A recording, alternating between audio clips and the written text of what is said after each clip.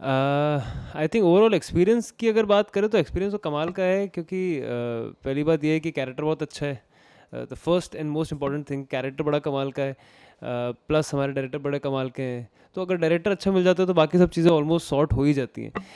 अगर आप ट्यूनिंग की बात करें तो ऐसा बहुत रेयरली होता है यूजुअली सेट्स पे कि आप बस सेट पे आए और एक ऑनगोइंग शो के सेट पे आए और आपकी सबसे बननी शुरू हो जाए। तो वो बहुत रेयर जगहों पे होता है, पर यहाँ पर हुआ है मेरे साथ। मतलब मैं जिस दिन सेट पे आया उस दिन से ही फरमान और समृद्धि, मतलब अपने नित्यम और सावी, उनके साथ अच्छी एक ट्यूनिंग है। उसके बाद धीरे धीरे करके सबसे जिन जिन के साथ भी सीन होते गए सबसे ट्यूनिंग बनती गई। मतलब इवेंचुअली अभी मुझे ऐसा लगता है मेरी ऐसा कोई भी नहीं जिससे नहीं बनती होगी सेट पे। तो सेट पे माहौल अच्छा है, कमाल का माहौल है। मतलब हमारी एडी से भी बनती है, झगड़े करता हूँ मैं, ऐसी बात नहीं है, पर झगड़े मतलब प्यार करते हो तो भी झगड़े भी होते हैं।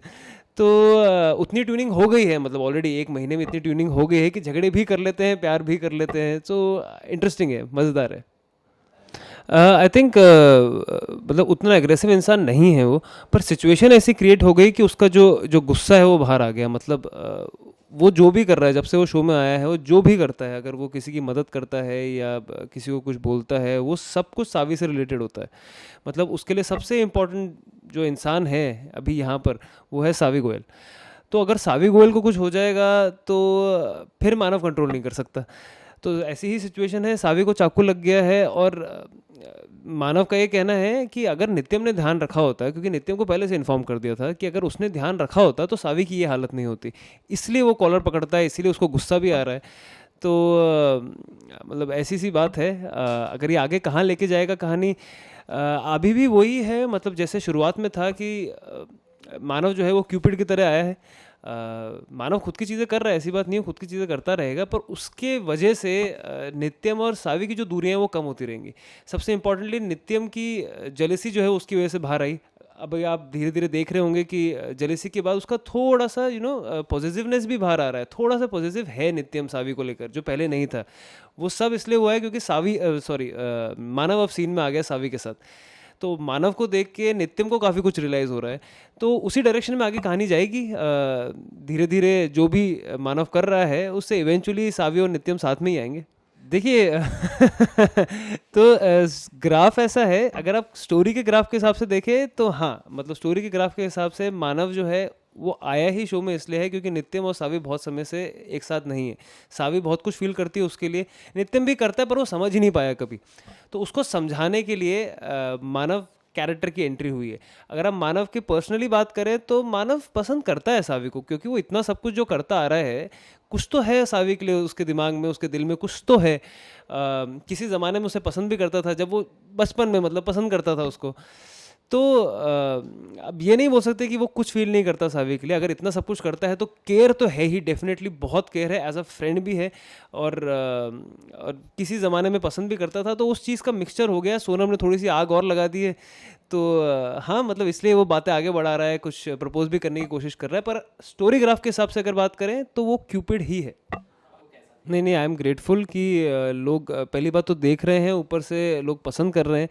तो वो बहुत बड़ी बात है मेरे लिए। मतलब एक एक्टर के लिए और क्या, हमको और कुछ नहीं चाहिए होता है। मैं ऑनेस्टली बताऊँ तो जिनके लिए आप परफॉर्म कर रहे हो, बस उन्हें थोड़ा पसंद आ जाए, उतनी ही ख्वाहिश है। आई थिंक मेकर्स की भी वही इच्छा थी कि ऐसा एक सिचुएशन क्रिएट होनी चाहिए कि सावी मानव का जो बॉन्ड है वो इतना स्ट्रांग दिखना चाहिए जिसको देख देख के नित्यम को जलन हो। अगर वो वर्क ही नहीं होता तो शायद बात अलग होती, पर वो वर्क हो रहा है, इसलिए आई एम ग्लैड। मैं बहुत ग्रेटफुल हूँ सब सारे ऑडियंस के लिए जो देख रहे हैं, जो वो छोटे छोटे मीम्स बना के डालते हैं। I am really grateful. Please आप लोग सपोर्ट करते रहिए। आज सावी का डिस्चार्ज हो गया है और नित्यम क्योंकि अब काफ़ी काफ़ी जलस है, तो नित्यम ने मानव को सावी से मिलने ही नहीं दिया है। मतलब जब से उसको होश में आया है तब से नित्यम ही साथ में है सावी के। मानव उससे मिल भी नहीं पाया, उसको फ़ोन पे फ़ोन कर रहा है, वीडियो कॉल कर रहा है, तो भी उससे बात नहीं करने दे रहा है। तो आज काफ़ी समय बाद जब उसको सामने दिखती है, मानव को सामने दिखती है सावी, तो उसके मतलब उसकी इच्छाएं बहुत है, उससे मिलना चाहता है, उसको बहुत कुछ बोलना चाहता है। पर वहाँ पर भी नित्यम, क्योंकि मानव सामने, इसलिए हाथ डाल के खड़ा हो जाता है सावी के, मतलब कंधे पे हाथ डाल के खड़ा हो जाता है कि मेरे साथ है वो। तो एक सब के सब ऑकवर्ड हो जाते हैं। मतलब हम मेरे साथ नूतन है, हेमा मालिनी जो है वो भी मेरे साथ है, वो भी ऑकवर्ड हो जाती है कि ऐसा क्यों कर रहे हैं। मतलब जब डिवोर्स होना ही है और ये इंटरेस्टेड ही नहीं है तो क्यों कर रहे हैं मेरी बेटी के साथ ऐसा?